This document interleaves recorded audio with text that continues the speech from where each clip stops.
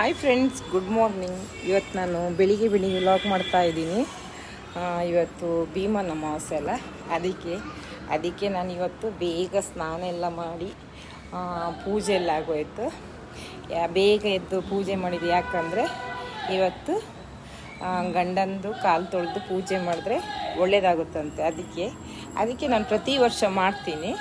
ಅದಕ್ಕೆ ಈಗ ಬೇಗ ಎದ್ದಿದ್ದೀನಿ. ನನ್ನ ಹಸ್ಬೆಂಡ್ಗೆ ಸ್ನಾನಕ್ಕೆ ಹೋಗಿದ್ದಾರೆ. ಅವ್ರು ಬಂದ್ರ ಮೇಲೆ ಈಗ ಪೂಜೆ ಮಾಡ್ತೀನಿ.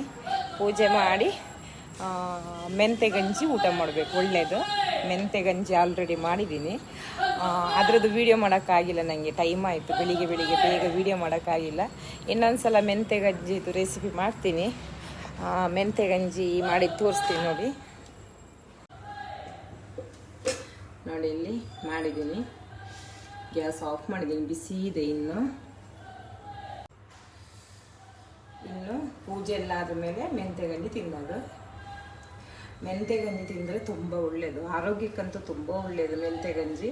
ಈ ಹೆಣ್ಮಕ್ಳದ್ದು ಬೆನ್ನು ನೋವೆಲ್ಲ ಇರುತ್ತೆ ನೋಡಿ, ಬೆನ್ನು ನೋವೆಲ್ಲ ಬಂದರೆ ಮೆಂತೆ ಗಂಜಿ ತಿಂದರೆ ತುಂಬ ಒಳ್ಳೆಯದು. ಎಲ್ರಿಗೂ ಗೊತ್ತಿರುತ್ತೆ ಆಲ್ರೆಡಿ, ಹೇಳ್ಬೇಕಂತ ಇಲ್ಲ. ಆದರೂ ವಿಡಿಯೋ ಮಾಡಿದ್ದೀನಲ್ಲ, ಅದಕ್ಕೆ ಹೇಳಿದ್ದು. ಮೆಂತೆ ಗಂಜಿ ಯಾವಾಗಲೂ ಒಂದ್ಸಲ ಮಾಡ್ತಾ ತಿಂದರೆ ಒಳ್ಳೇದು. ಅದು ಈ ಆಟಿ ಅಮಾವಾಸ್ಯೆ ಅಂತ ಬರುತ್ತಲ್ಲ, ಆವಾಗ ಮೆಂತೆ ಗಂಜಿ ಮಾಡಿ ತಿನ್ನಲೇಬೇಕು. ದೇವ್ರ ಪೂಜೆ ಎಲ್ಲ ಆಯಿತು ನೋಡಿ.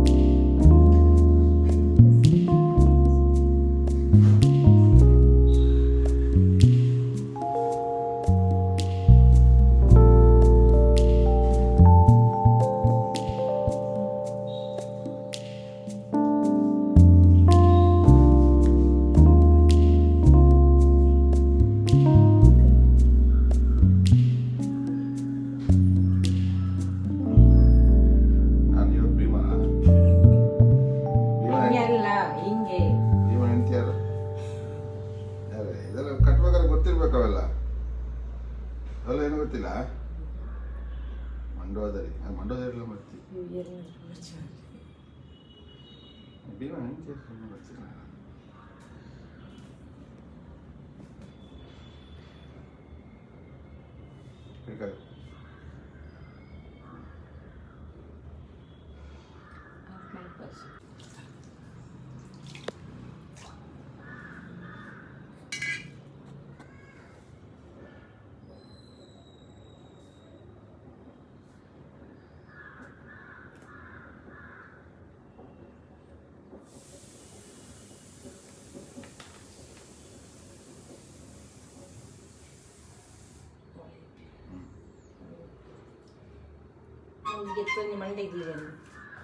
ಮಂಡೆಗಿಲ್ಲ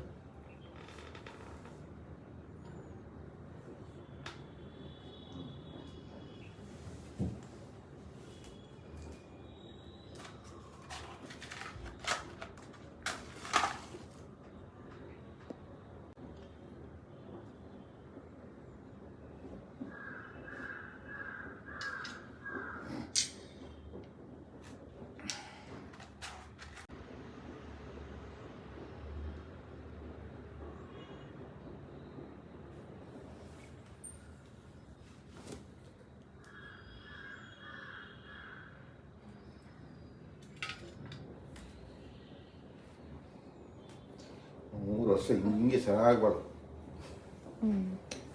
ಸುಮ್ಮನೆ